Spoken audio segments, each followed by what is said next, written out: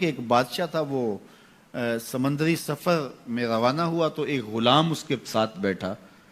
تو جب وہ کشتی ڈولتی تھی، ہچکولے کھاتی تھی تو وہ چیخے مارتا تھا، تو کشتی والوں کا سکون برباد ہو گیا.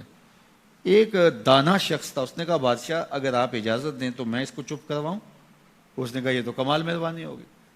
تو اس نے دو نوجوانوں کو کہا کہ اس کو ذرا ہاتھوں سے پاؤں سے پکڑ کر کے پانی میں غوطے دو. تو اس کو پانی میں پھینکا، جب وہ ڈوبنے لگا نکالا اور کشتی میں بٹھایا. وہ چپ کر کے بیٹھ گیا، اب کوئی چیختا نہیں ہے. تو بادشاہ نے کہا کہ اے دانا شخص، مجھے سمجھ نہیں آئی کہ یہ شخص کو آپ نے کیسے چپ کروا دیا. کہا بادشاہ دریا میں غرق ہونے کی تکلیف کو نہیں جانتا تھا، اس لیے کشتی کی سلامتی کی قدر نہیں تھی اس کو. اب اس نے وہ غرق ہونے کی تکلیف دیکھ لی، اب کشتی کی سلامتی کی اس کو قدر ہو گئی ہے.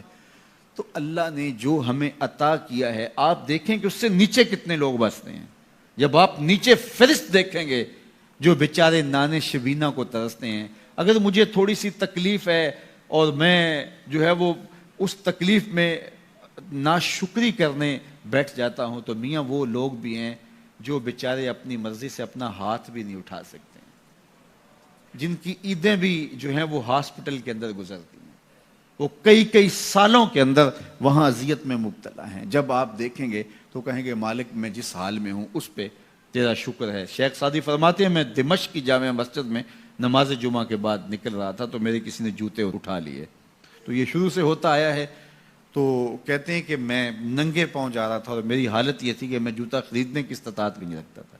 تو میں دل میں شکوہ کناں تھا کہ اتنا بڑا لوگ تجھے امام سمجھتے ہیں اور تیری یہ مالی پوزیشن کہ جوتے بھی نہیں خرید سکتا.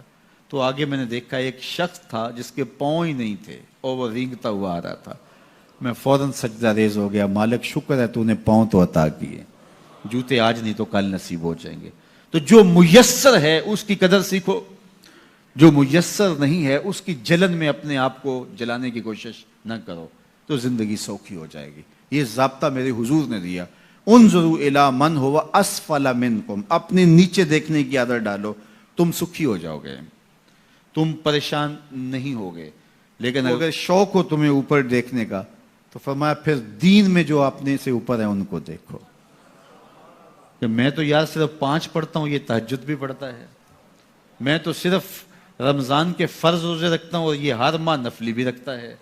میں تو صرف زکوٰۃ دیتا ہوں، یہ صدقات و خیرات بھی کثرت سے کرتا ہے. یہ لوگوں کے کام بھی آتا ہے، دکھیوں کی مدد بھی کرتا ہے. تو پھر ان کو دیکھو گے تو پھر تمہارے عمل میں قوت پیدا ہوگی.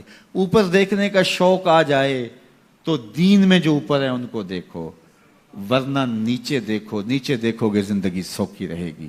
اپنی مٹی پہ ہی چلنے کا سلیقہ سیکھو، اپنی مٹی پہ ہی چلنے کا سلیقہ سیکھو. سنگ مرمر پہ چلو گے تو پھسل جاؤ گے.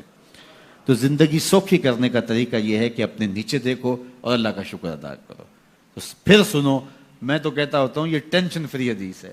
سید نبی المرتضیٰ فرماتے ہیں حضور نے فرمایا جو اللہ کے دیے گئے تھوڑے رزق پہ راضی ہو گیا، اللہ اس کے تھوڑے عملوں پہ راضی ہو جائے گا. زندگی سوکھی کر دیتی ہے یہ حدیث پاک. تو جو اللہ نے دیا مالک تیرا شکر ہے. یہ تھوڑا کرم ہے کہ تو نے ہمیں انسان بنایا ہے، ہمیں فہم و ادراک کی دولتیں دی ہیں، ہمیں شعور اور خرد عطا کیے ہیں. کتنی مخلوقات ہیں جو سارا دن شدت کی گرمی میں بوجھ اٹھاتی ہیں اور چارہ جا کے جو ہے وہ باہر سے لے رہی ہوتی ہیں. وہ بھی تو تیری مخلوقات ہیں. تو نے ہمیں انسان بنایا، انسانوں کے گھر میں پیدا کیا. اور میں اور آپ تو اس کا شکر ادا نہیں کر سکتے کہ ہمیں اللہ نے محمد عربی کا غلام بنایا ہے، حضور کا امتی بنایا ہے. میری خوش قسمتی میں تیرا امتی، یہ میرا مقدر ہے، یہ آپ کا مقدر ہے.